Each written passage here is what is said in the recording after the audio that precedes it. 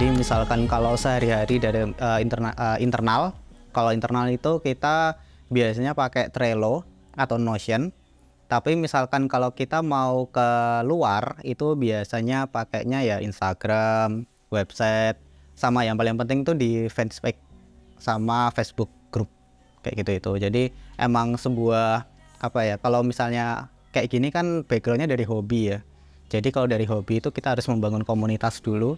Nah itu biasanya yang paling banyak untuk mendapatkan komunitas itu adalah di grup Facebook kayak gitu itu.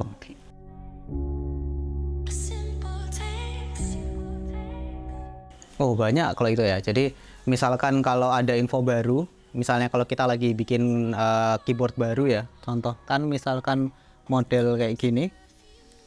Nah jadi kita nggak perlu PC satu-satu kayak gitu ya. Biasanya kan kalau di grup WhatsApp kayak gitu kan paling cuman 100-an atau berapa ya. Nah kalau di Facebook group kayak gitu itu biasanya kan bisa sampai 10.000 dan lain sebagainya. Jadi kita lebih cepat untuk nyebarin informasi kayak gitu itu. Terus misalkan kalau ada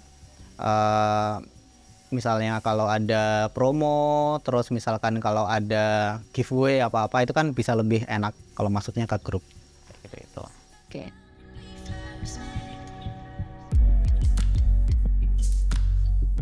Oke, nah kita ini kan beberapa orang ya, kita beberapa orang dan itu nggak cuma di Jogja aja. Jadi sempat emang dulu itu ada 2 orang yang ada di Jogja, saya dan Mas Erik dulu itu. Tapi sekarang Mas Erik itu sekarang di Tangsel. Terus ada tambahan di Bekasi, sama satu lagi itu ada di Jalan Tajem. Nah biasanya kalau misalnya kita ngobrol itu langsung di Notion, Discord, sama Trello, biasanya seperti itu.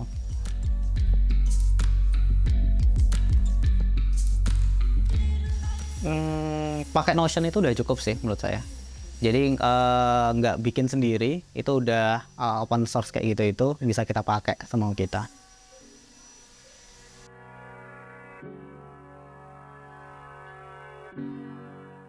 Oke, kalau data biasanya kita nanti minta feedback dari mereka. Jadi misalnya kalau kita kan setiap batch itu kan kita ngasihnya 100 ya, 100 pitches, 1 batch kayak gitu. Nah biasanya yang beli itu kita data semua. Nah itu nanti untuk kita minta feedback setelahnya sekitar 1 bulanan, 1 bulan 2 bulan itu nanti kita kasih form. Biasanya kita PC satu-satu lewat WA atau lewat sesuai dengan yang mereka isikan pertama kali itu. Nah itu nanti kita minta feedback buat batch selanjutnya. Biasanya kan pasti ada tambahan layout atau apa kayak gitu, itu yang harus diperbarui.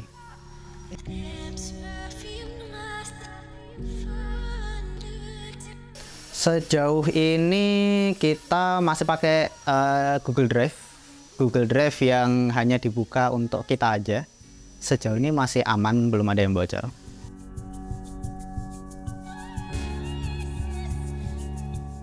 Oke, sejauh ini belum ada yang bocor ya. Jadi masih aman aja.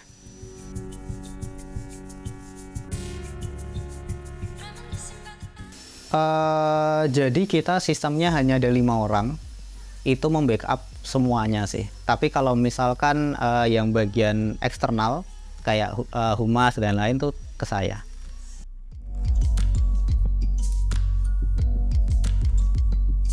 Bentar, ini agak susah sih, soalnya produk saya kan emang basisnya dia di web juga ya.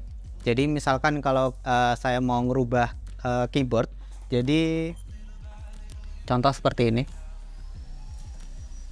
Nah, ini dia masih belum ada alfanya ya, belum ada ABC dan lain sebagainya. Sedangkan yang ini udah kayak gitu. Nah, ini misalkan kalau kosongan kayak gini, kita basisnya ke web langsung. Jadi kita misalnya mau ganti ini jadi A, atau ini jadi Z, atau ini jadi Ctrl C, kita cuma tinggal satu pencet, itu bisa. Nah, jadi kita bisa pakai GitHub dan pakai web kayak gitu itu.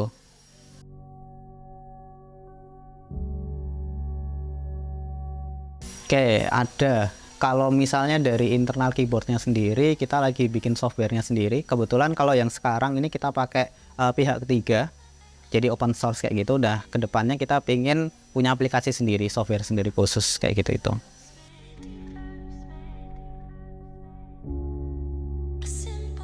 Sejauh ini kita belum main ads, dan sejauh ini kita hanya per batch itu hanya 100. Jadi kebetulan itu kita selalu sold out kayak gitu itu. Jadi kita memang nggak pingin skala gede karena kita mainnya kuantitinya limit.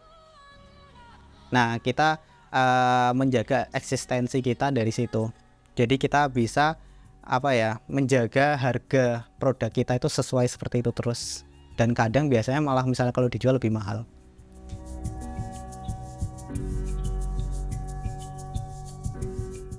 Oke, kalau tantangan kita nggak ada sih, kita selalu up to date. Jadi misalkan kalau ada AI kayak gitu itu, nah kita juga implementasi juga kebetulan di keyboard. Jadi contoh misalkan kita ada pembuatan satu keyboard. Jadi contoh saya masih belum ada sih. Modelnya emang aneh. Jadi dia ini misalkan kalau kita pencet 3 huruf kayak gitu, dia tuh langsung kayak yang ada di HP yang kita geser itu loh. Tahu nggak sih? Kan ada keypad yang misalnya kalau misalnya kita mau tulis aku cinta kamu itu kan kita tinggal geser aja ya. Nah, itu kita juga bisa mau model seperti itu di sini. Kayak gitu. Nah, kita mengimplementasikan AI ke dalam keyboard juga.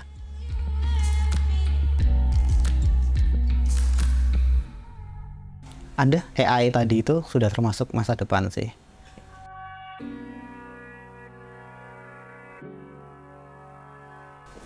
Oke, visi tidak berubah sepertinya untuk jangka panjang karena emang kita pingin membuat keyboard yang bisa dipakai untuk masyarakat luas.